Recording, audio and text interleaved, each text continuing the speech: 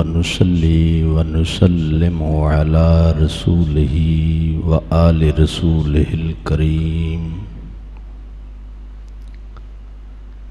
أما بعد فقد قال الله تبارك وتعالى في الكلام المجيد والفرقان الحميد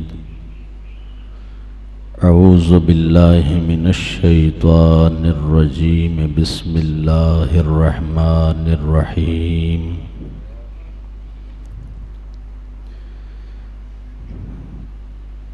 والذين جاءوا من بعدهم يقولون ربنا اغفر لنا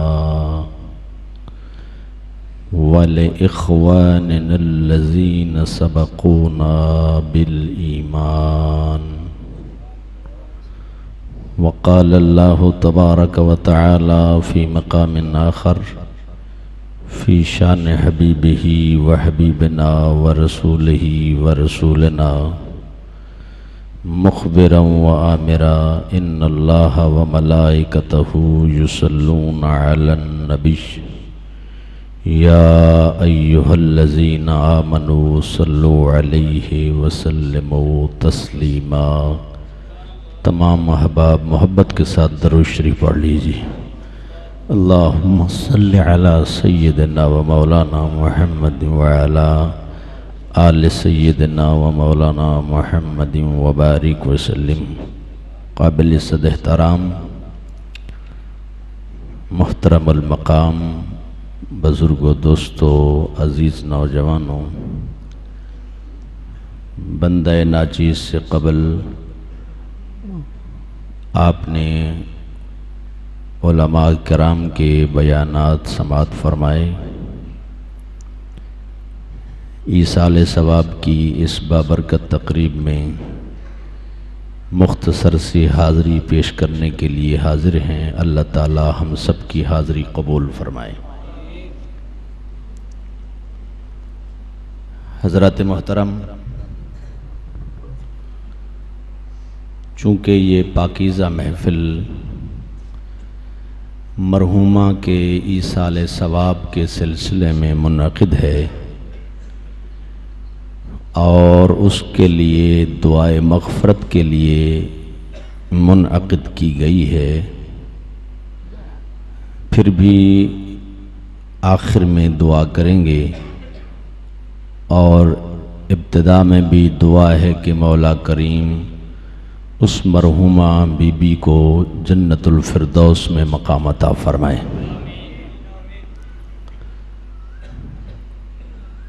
حضرات گرامی، قرآن مجید فرقان حمید کی آیت کریمہ جو تلاوت کرنے کا شرف حاصل کیا ہے، اس کا مختصر سا ترجمہ: والذین جاؤوا من بعدہم یقولون ربنا اغفر لنا، اور وہ لوگ جو بعد میں آئے وہ یہ کہتے ہیں کہ اے ہمارے پروردگار تو ہماری بخشش فرما، ربنا اغفر لنا، تو ہماری بخشش فرما، وَلِإِخْوَانِنَا الَّذِينَ سَبَقُونَا بِالْإِيمَانِ، اور ان لوگوں کی بھی بخشش فرما جو ہمارے بھائی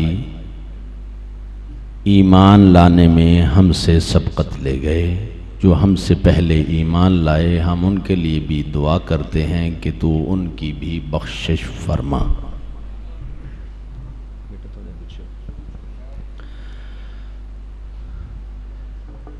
صحابہ کرام رضوان اللہ تعالی علیہم اجمعین کا یہ عمل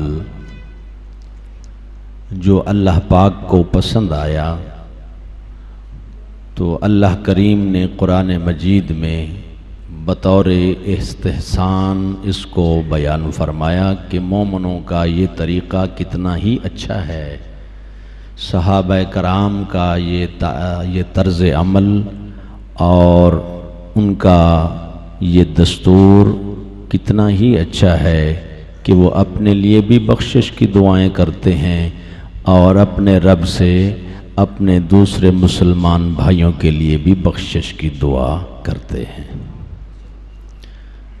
تو قرآن مجید سے ہمیں یہ بات سمجھ میں آتی ہے کہ مومنین کا یہ دستور شروع سے یہی رہا ہے کہ وہ اپنے لیے بھی بخشش کی دعائیں کرتے ہیں اور اپنے دوسرے مسلمان بھائیوں کے لیے بھی بخشش کی دعا کرتے ہیں۔ بعین ہی اسی طرح آج بھی ہم اس مائی صاحبہ کے لیے بخشش کی دعا کے لیے حاضر ہوئے ہیں، جس طرح کے صحابہ کرام اپنے سے پہلے ایمان میں سبقت لانے والے بھائیوں کے لیے بخشش کی دعائیں کرتے تھے، ہم بھی دعا کرتے ہیں کہ اے اللہ تو اس مرحومہ بی بی کی بخشش فرما۔ مزید قرآن مجید سے ہمیں یہ بھی سبق ملتا ہے، جو دعا ہر نمازی نماز میں پڑھتا ہے، رب اجعلنی مقیم الصلاۃ ومن ذریتی ربنا وتقبل دعا، ربنا اغفر لی ولوالدی وللمؤمنین یوم یقوم الحساب۔ یہ دعا حضرت ابراہیم علیہ السلام نے مانگی کہ اے میرے رب مجھے نماز قائم کرنے والا بنا اور میری ذریت کو، میری اولاد کو بھی نماز قائم کرنے والا بنا۔ یہاں سے نماز کی اہمیت کا پتہ بھی چلتا ہے کہ نماز کتنا محبوب عمل ہے اور کتنا اہم معاملہ ہے کہ جس کی اقامت کے لیے اللہ کے نبی حضرت ابراہیم علیہ السلام نے دعا مانگی کہ اے ہمارے رب، اے میرے پروردگار، تو مجھے نماز قائم کرنے والا بنا اور میری اولاد کو بھی نماز قائم کرنے والا بنا۔ اس کے بعد آپ نے دعا فرمائی ربنا وتقبل دعا، اے ہمارے پروردگار تو ہماری دعاؤں کو قبول بھی فرما۔ اس کے بعد پھر اور دعا فرمائی ربنا اغفر لی ولوالدی وللمؤمنین یوم یقوم الحساب، اے ہمارے پروردگار تو ہماری بخشش فرما اور ہمارے والدین کی بخشش فرما اور ہر مومن کی بخشش فرما جس دن حساب قائم ہو۔ جس دن حساب قائم ہو اس دن ہماری بھی بخشش ہو جائے، ہمارے والدین کی بھی بخشش ہو جائے اور ہر ایمان والے کی بخشش ہو جائے۔ یہ دعا آپ ہر روز نماز میں تقریباً پڑھتے ہیں، تو اس کا مفہوم بھی آپ کو سمجھ آ گیا ہوگا کہ جب ہم اللہ کی بارگاہ میں نماز پڑھ رہے ہوتے ہیں تو اس وقت ہم اپنے لیے دعا بھی کر رہے ہوتے ہیں۔ جب ہم اللہ کی عبادت کر رہے ہوتے ہیں تو اس وقت ہم اپنے والدین کے لیے بھی بخشش کی دعا کر رہے ہوتے ہیں۔ جب ہم نماز پڑھ رہے ہوتے ہیں، اللہ تعالیٰ کی عبادت میں مصروف ہوتے ہیں، تو اس وقت ہم اپنے مومن بھائیوں کے لیے بھی بخشش کی دعا کر رہے ہوتے ہیں۔ اگر آپ کو میری گفتگو سمجھ میں آ رہی ہے تو آپ ذرا بآواز بلند پڑھ لیں سبحان اللہ۔ جس نے ابھی تک سبحان اللہ کا کلمہ ادا نہیں کیا اپنی زبان سے، وہ بھی اس برکت کو حاصل کرنے کے لیے ذرا ایک دفعہ پھر پڑھ لے سبحان اللہ۔ حضرات محترم، نماز کب شروع ہوتی ہے، کب ختم ہوتی ہے؟ ضمناً یہ بات سمجھاتا چلوں تاکہ مسئلہ بھی سامنے آ جائے اور وضاحت ہو جائے۔ جب آپ نیت کر لیتے ہیں اور تکبیر تحریمہ پڑھتے ہیں تو نماز شروع ہو جاتی ہے۔ جب تک آپ سلام نہیں پھیرتے اس وقت آپ نماز کے اندر ہوتے ہیں۔ جب آپ سلام پھیر دیں گے السلام علیکم ورحمۃ اللہ کہہ دیں گے تو اس وقت آپ نماز سے باہر آ جاتے ہیں، یعنی نماز آپ کی اب ختم ہو گیا۔ آپ نے سلام پھیر دیا، نماز کا اختتام ہو گیا، نماز ختم ہو گئی۔ تو تکبیر تحریمہ سے لے کر سلام کی ادائیگی تک آدمی نماز کے اندر ہوتا ہے، نماز کے اندر ہوتا ہے۔ اس نماز میں ہوتا ہے، نماز کے اندر ہوتا ہے. تو دیکھیے نماز ساری کی ساری اللہ کی عبادت ہے. نماز ساری کی ساری کیا ہے؟ اللہ کی عبادت. آپ اللہ کی عبادت کر رہے ہیں، اللہ اکبر کہنے کے بعد آپ نے ثنا پڑھی، تعوذ و تسمیہ پڑھا، سورہ فاتحہ یا کسی اور سورت کی بعد میں آپ نے تلاوت کی. توجہ فرمائیں گے تو بات سمجھ میں آئے گی. آپ میری طرف توجہ رکھیں. ایک دفعہ بآواز بلند پھر پڑھ لیں سبحان اللہ. سبحان اللہ کہنے کے بعد، سبحان اللہ نماز میں بھی ہوتی ہے، سبحان ربی الاعلی بھی کہتے ہیں، سبحان اللہم و بحمدک. ثنا سے ہم شروع کرتے ہیں، یہ اللہ کی تسبیح ثنا ہو گئی. تعوذ پڑھ لیا، بسم اللہ پڑھ لیا، الحمد شریف پڑھ لی، قرآن پڑھ لیا، پھر رکوع کر لیا اور سبحان ربی العظیم پڑھ لیا، سبحان ربی الاعلی بھی پڑھ لیا. یہ سب ہم اللہ کی عبادت کر رہے ہیں. کیا کر رہے ہیں؟ اللہ کی عبادت. نماز ساری کی ساری اول تا آخر اللہ کی عبادت ہے. یہ ساری اللہ کی عبادت ہے. تو آپ ذرا غور کریں، اللہ کی اس خالص عبادت میں ہم اپنے لیے دعائیں بھی کرتے ہیں، اپنے ماں باپ کے لیے بھی کرتے ہیں، اور ہر مومن کے لیے بھی دعا کرتے ہیں. تو اس لیے کہ دعا کرنا بھی عبادت ہے. حدیث شریف میں آتا ہے الدعاء هو العبادت. دعا کوئی ایک علیحدہ چیز نہیں ہے، دعا بھی عبادت ہے. جب آپ دعا کر رہے ہیں تو سمجھ لیں کہ آپ اللہ کی عبادت میں لگے ہوئے.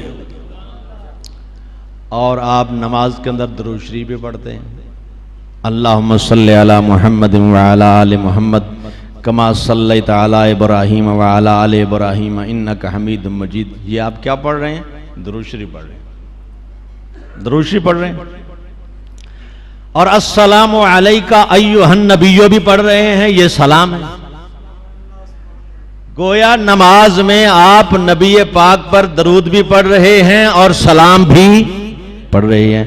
تو پتہ چلا کہ نماز اول سے آخر تک خدا کی عبادت ہے، اور اس کے اندر ہی یہ عمل ہے کہ تم نبی پاک پر سلام بھی پڑھو، نبی پاک پر درود بھی پڑھو. تو یہ بھی مسئلہ سمجھ میں آ گیا کہ نبی پاک کی ذات اقدس پر درود شریف پڑھنا اور سلام پڑھنا یہ بھی اللہ کی عبادت ہے. حضرات محترم، اپنے موضوع کی طرف آنا چاہتا ہوں. میں نے عرض کیا کہ بخشش کی دعائیں، مغفرت کی دعا مومنین کے لیے صحابہ کرام کا جو عمل اللہ نے قرآن مجید میں بیان فرمایا ہے، ہم نے اس کو لیا. اور وہ دعا جو حضرت ابراہیم علیہ السلام نے مانگی مغفرت کی، ہم نے اس کو لیا ہے. تو اس سے پتہ چلا کہ بخشش کی دعائیں مومنین کے لیے مانگنا، بھائیوں کے لیے مانگنا، والدین کے لیے مانگنا، یہ اللہ کے نبی حضرت ابراہیم علیہ السلام کی سنت بھی ہے اور میرے آقا کے صحابہ کی سنت بھی ہے. اب میں ایصال ثواب کے موضوع پر دو چار احادیث مبارکہ آپ کی خدمت میں پیش کرنا چاہتا ہوں. دعا فرمائے اللہ تعالیٰ مجھے حق کہنے کی توفیق بخشے. ابو داؤد شریف کی حدیث سے پاک ہے، صحاح ستہ کی حدیث سے پاک ہے. حضور اکرم نور مجسم صلی اللہ علیہ وآلہ وسلم کے ایک پیارے صحابی تھے جن کا نام تھا حضرت سعد بن عبادہ رضی اللہ تعالیٰ عنہ. ان کی والدہ کا انتقال ہو گیا. وہ آقا کی بارگاہ میں حاضر ہوئے اور عرض کیا، ان ام سعد ماتت. یا رسول اللہ میری والدہ فوت ہو گئی ہے، میری والدہ فوت ہو گئی. اپنی ماں کا نام لیا کہ میری والدہ فوت ہو گئی ہے. فَأَيُّ الصَّدْقَةِ أَفْضَلُ. کون سا صدقہ افضل ہے جو میں اپنی فوت ہونے والی ماں کے لیے کروں. یعنی میں صدقہ کرنا چاہتا ہوں اپنی فوت ہونے والی ماں کے لیے. تو یہ ارشاد فرمائیں کون سا صدقہ افضل ہے. تو میرے آقا سرور کائنات صلی اللہ علیہ وآلہ وسلم نے ارشاد فرمایا قال الماء یعنی پانی. عرب کے اس ریگستانی علاقے میں پانی کی بڑی قلت ہے، لوگ پانی سے بڑے تنگ ہیں.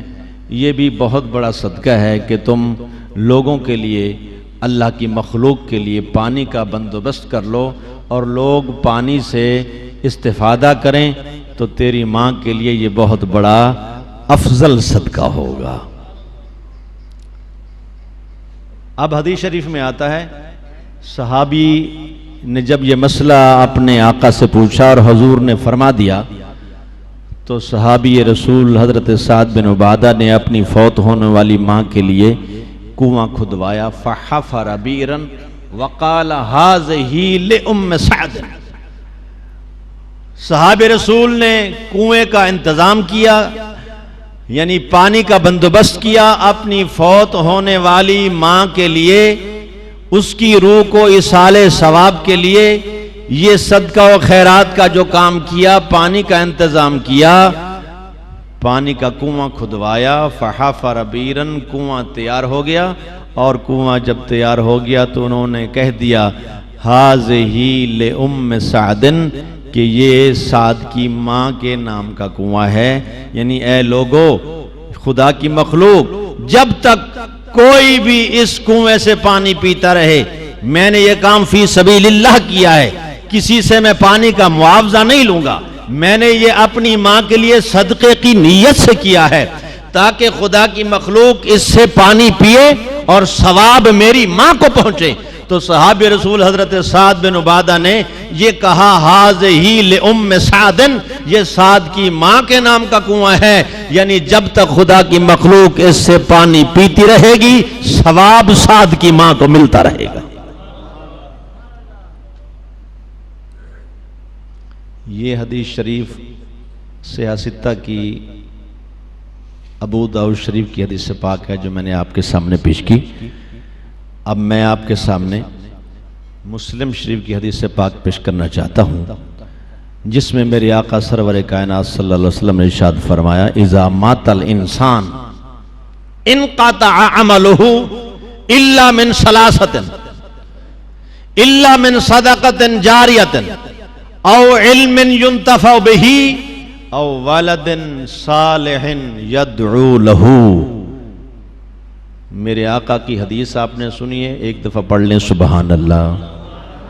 جب کوئی آدمی ایک دفعہ سبحان اللہ پڑھتا ہے، جیسے کہ آپ سن رہے تھے علماء کے بیانات، اس کو بہت بڑا ثواب ملتا ہے. کم از کم 90 نیکیاں مل جاتی ہیں ایک دفعہ سبحان اللہ پڑھنے سے، کیونکہ قرآن مجید کے ہر حرف کے بدلے 10 نیکیاں ملتی ہیں. سبحان اللہ میں 9 حرف بنتے ہیں، تو اس کے اندر آپ کو 90 نیکیاں اسی وقت اللہ تعالیٰ عطا فرما دیتا ہے. تو ہم تو مرحومہ کے کھاتے میں ثواب زیادہ سے زیادہ بھیجنے کے لیے حاضر ہوئے ہیں. اللہ تعالیٰ ہم سب کی حاضری ایصال ثواب کی اس محفل میں قبول فرما لیں. حدیث شریف پیش کر رہا تھا، میں نے عربی کی عبارت آپ کے سامنے پڑھی ہے. سرور کائنات صلی اللہ علیہ وآلہ وسلم نے ارشاد فرمایا کہ جب آدمی فوت ہو جاتا ہے، اذا مات الانسان، آدمی فوت ہو جاتا ہے، پھر کیا ہوتا ہے؟ انقطع عملہ، اس کا عمل فوت ہونے والے کا اپنا ذاتی عمل منقطع ہو جاتا ہے، ختم ہو جاتا ہے. وہ نماز پڑھتا تھا، فوت ہو گیا، اب نماز نہیں پڑھ سکتا. روزے رکھتا تھا، اب فوت ہو گیا، اب روزے نہیں رکھ سکتا. قرآن کی تلاوت کرتا تھا، اب فوت ہو گیا، اب قرآن پاک کی تلاوت کیسے کرے گا؟ صدقہ خیرات کرتا تھا، جو وہ کام خود کرتا تھا اس کا ذاتی عمل اس کی وفات سے منقطع ہو جاتا ہے. اور اس عمل انقطاع سے 3 چیزیں مستثنا ہیں، الا من ثلاثۃ، مگر 3 چیزیں منقطع نہیں ہوتی. آدمی بے شک فوت ہو جائے، 3 چیزیں ختم نہیں ہوتی. یہ میری بات نہیں ہے، یہ کسی عالم کا قول نہیں ہے، یہ میرے آقا اللہ کے پیارے رسول کا فرمان ہے. میری بات غلط ہو سکتی ہے، کسی دوسرے کی بات غلط ہو سکتی ہے، آپ کی بات غلط ہو سکتی ہے. میرے رسول کا جو فرمان ہے، کائنات بدل سکتی ہے، مصطفیٰ کی بات نہیں بدل سکتی. حضور نے فرمایا 3 چیزیں ختم نہیں ہوتی، 3 چیزیں منقطع نہیں ہوتی، اس انقطاع کے عمل سے 3 چیزیں مستثنا ہیں۔ وہ کون سی 3 چیزیں جو ختم نہیں ہوتی؟ وہ بات سمجھ میں آ جائے تو اللہ تعالی ہمارے عقدے جو ہیں وہ کھول دے۔ پہلی چیز سرکار نے فرمایا کہ الا من صدقۃ جاریۃ، صدقہ جاریہ، صدقہ جاریہ ختم نہیں ہوتا۔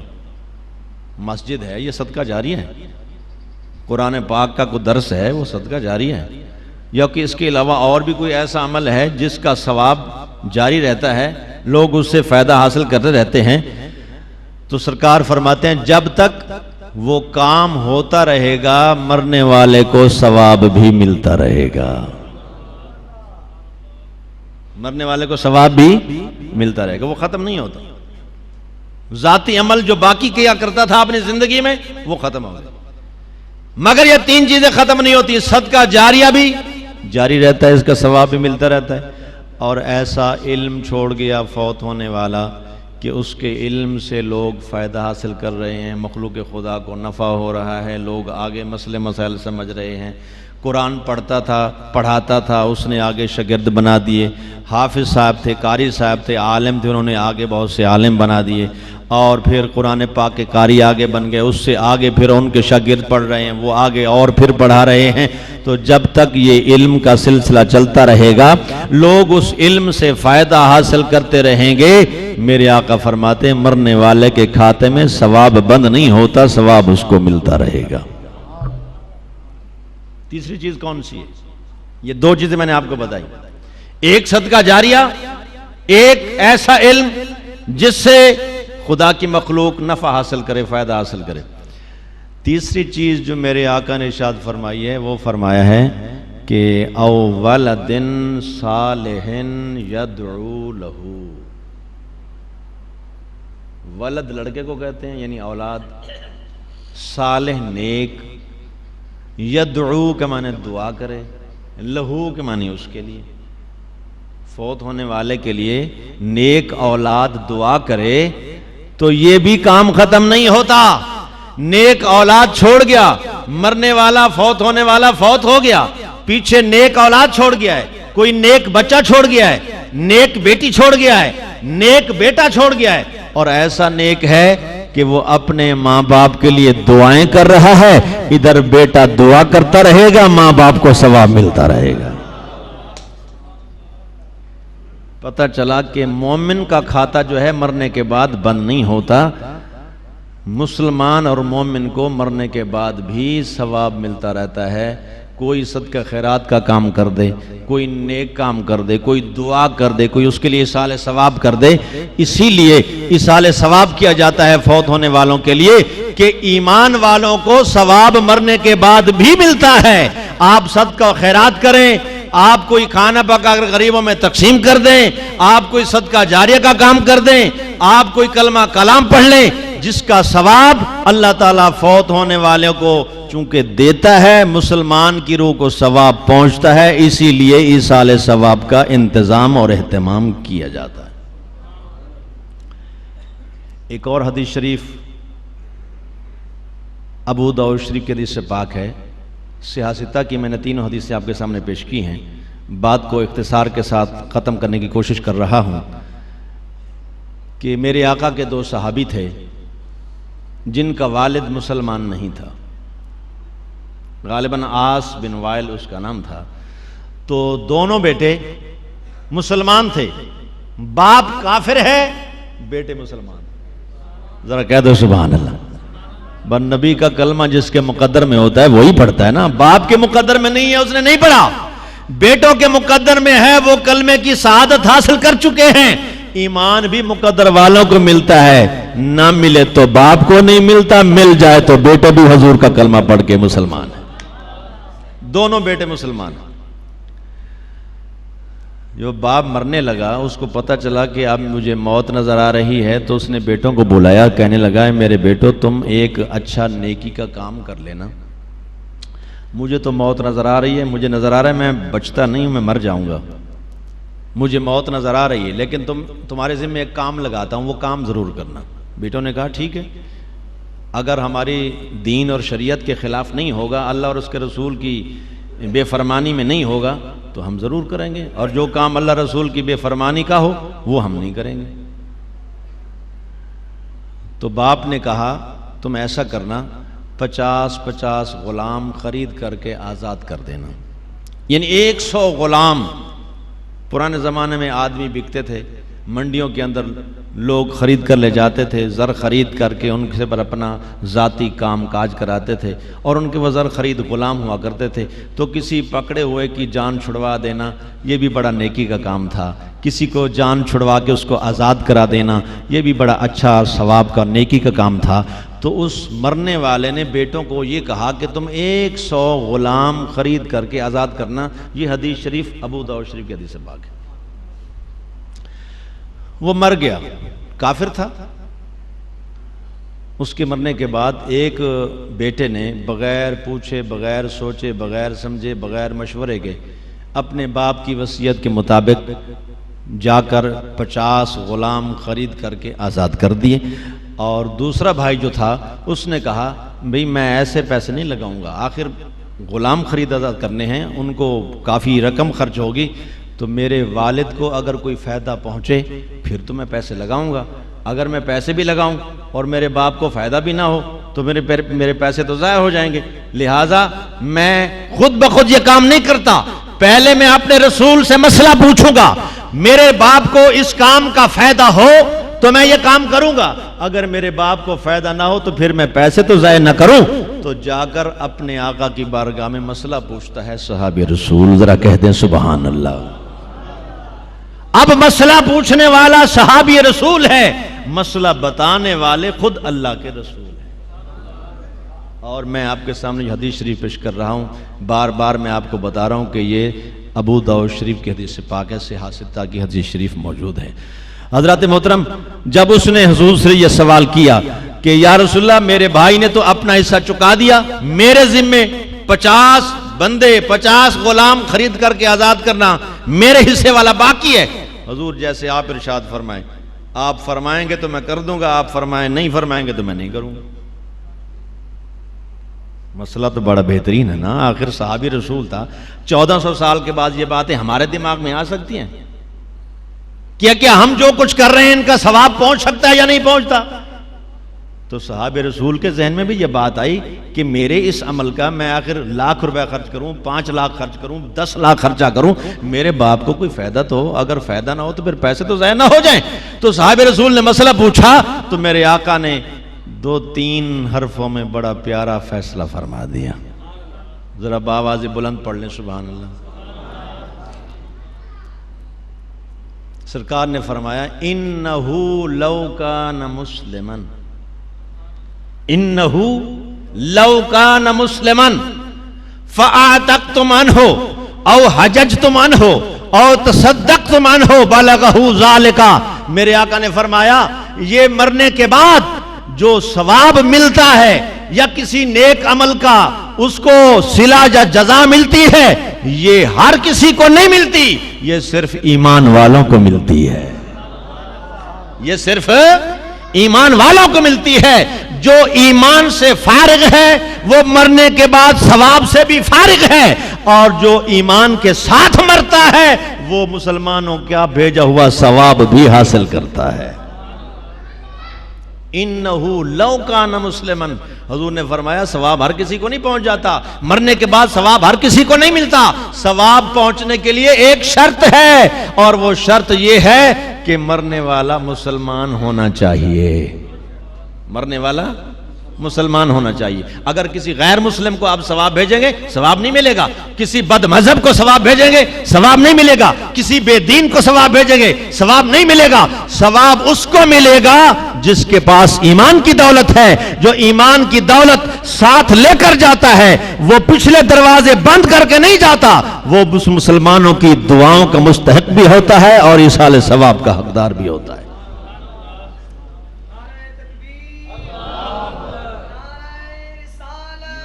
حضرات محترم توجہ فرمائیں، وقت کی قلت ہے، سرکار نے فرمایا مرنے والا اگر مسلمان ہوتا، تیرا باپ تو کافر تھا، تیرا باپ تو کافر تھا، اس کو ثواب کیسے ملے گا؟ اس کو ثواب نہیں ملے گا۔ تیرا باپ چونکہ کافر تھا اس کو ثواب نہیں ملے گا۔ انہو لو کان مسلمن، اگر وہ مسلمان ہوتا تو پھر کیا ہوتا؟ فرمایا فَعَاتَقْتُمْ عَنْهُ او حَجَجْتُمْ عَنْهُ او تَصَدَّقْتُمْ عَنْهُ۔ پوچھنے والے نے غلام خرید کر کے آزاد کرنے کا مسئلہ پوچھا، میرے آقا نے پورا مسئلہ کھول کے بتا دیا۔ حضور نے پورا مسئلہ ہی بتا دیا کہ یہ بار بار بیچارہ نہ پوچھتا رہے۔ میں اب پوچھ رہا ہوں کہ غلام خرید کرنے کا ثواب میرے باپ کو پہنچے گا یا نہیں، پھر یہ پوچھے گا میں اگر حج کروں میرے باپ کو ثواب ملے گا یا نہیں، پھر یہ پوچھے گا میں کوئی صدقہ کروں میرے باپ کو ثواب پہنچے گا یا نہیں۔ پوچھنے والے نے بعد میں سوال کرنے ہیں، میرے آقا نے سب کچھ پہلے ہی بتا دیا ہے۔ سرکار نے فرمایا تم تو غلام خرید کر کے آزاد کرنے کا مسئلہ پوچھ رہے ہو، ہاں تیرا باپ اگر مسلمان ہوتا تو تم غلام خرید کر کے آزاد کرتے، یا تم اس کے لیے حج پڑھتے، یا تم اس کے لیے کوئی صدقہ خیرات کرتے، تو پھر تیرے باپ کو وہ ثواب پہنچ جاتا۔ چونکہ تیرا باپ مسلمان نہیں تھا لہذا اس کو ثواب نہیں ملے گا۔ تو ہمیں حدیث شریف سے یہ مسئلہ واضح ہو گیا کہ مرنے کے بعد ثواب پہنچتا ہے، لیکن صرف ان لوگوں کو پہنچتا ہے جو مسلمان ہوتے ہیں۔ مسلمان کو ثواب پہنچتا ہے، جو مومن ہوتا ہے اس کو ثواب پہنچتا ہے۔ صرف ثواب ہی نہیں پہنچتا بلکہ مسلمانوں کی دعائیں بھی ان کو ملتی ہیں۔ آخری بات اور اجازت، حضرات محترم، ہمارے بھیجنے کی دیر تو ہوتی ہے لیکن اللہ تعالیٰ کے پہنچانے کی دیر تو نہیں ہوتی۔ بھئی آپ نے قل شریف پڑھ لیا، ایک دفعہ قل ہو اللہ پڑھتے ہیں، قرآن پاک کی 1/3 کے برابر ثواب ملتا ہے، یعنی 10 سپاروں کے برابر۔ 3 مرتبہ قل ہو اللہ پڑھ لیں، کتنا ثواب مل گیا؟ 30 سپاروں کے برابر۔ 3 مرتبہ قل ہو اللہ پڑھ لیں تو 30 پاروں کے برابر ثواب آدمی کو اللہ تعالیٰ عطا فرماتا ہے، یعنی پورے قرآن پاک کا ثواب مل جاتا ہے۔ یہ ہماری کتنی خوش نصیبی ہے کہ ہم 3 مرتبہ قل ہو اللہ پڑھ لیں، اللہ تعالیٰ اتنا بڑا ثواب ہمیں عطا فرما دیتا ہے۔ پورا قرآن پاک اگر جو پڑھا ہوا نہیں ہے، نہیں پڑھ سکتا، یا قرآن پاک کے پڑھنے سے محروم رہا ہے، تو اللہ تعالیٰ ثواب سے اس کو محروم نہیں کرتا کہ یہ میرے محبوب کے غلام ہیں۔ تم پورا قرآن پڑھنا تو چاہیے ہر مسلمان کو، یہ نہیں کہ قرآن نہیں پڑھنا چاہیے، قرآن تو پڑھنا چاہیے۔ مسلمان اور قرآن ان کا چولی دامن کا ساتھ ہے۔ گر تمہیں خواہی مسلمان زیستن نیست ممکن جز بقرآن زیستن، اگر ایک سچے مسلمان کی زندگی گزارنا چاہتے ہو تو بغیر قرآن کے تم نہیں گزار سکتے۔ پہلے قرآن پڑھو، قرآن سمجھو اور قرآن پر عمل کرو، تو پھر تم ایک سچے مسلمان کی طرح زندگی گزارو گے۔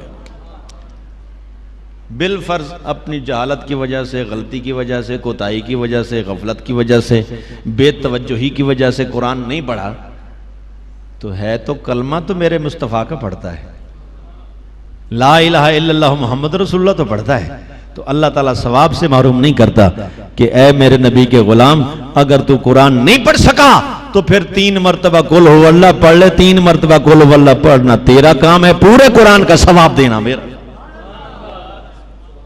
یہ حدیث شریف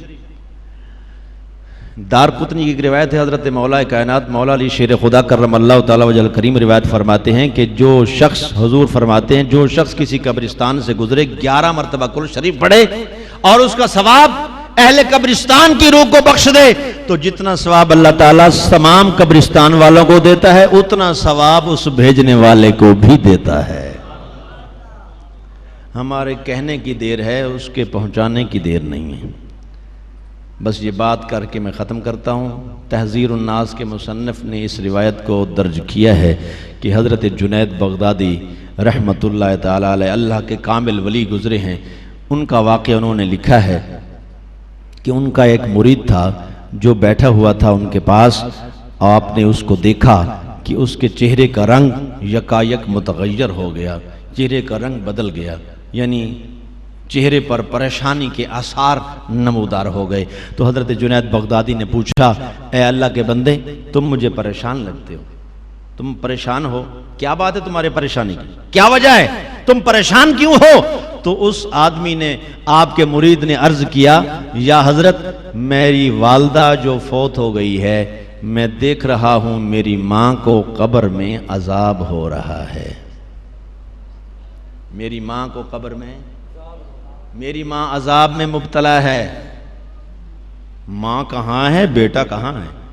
ماں قبرستان میں دفن ہے، روح اس کی نہ جانے کہاں گئی، جسم اس کا قبرستان میں دفن ہو گیا، بیٹا اللہ کے ولی کے قدموں میں بیٹھا ہے اور دیکھ رہا ہے کہ میری ماں عذاب میں پکڑی ہوئی ہے، اس لیے پریشان ہے۔ تو حضرت جنید بغدادی فرماتے میں نے اس کو بتایا کچھ نہیں، مجھے حضور کی حدیث یاد آ گئی کہ 1,00,000 کلمہ شریف یا 75,000 کلمہ شریف پڑھ کے اگر کسی ایسے مسلمان کی روح کو ثواب بھیج دیا جائے جس کے اوپر جہنم کا عذاب واجب ہو چکا ہے تو اللہ تعالیٰ عذاب ہٹا دیتا ہے اور اپنی رحمت نازل فرما دیتا ہے۔ توجہ فرمائیں، بات ختم ہو رہی ہے۔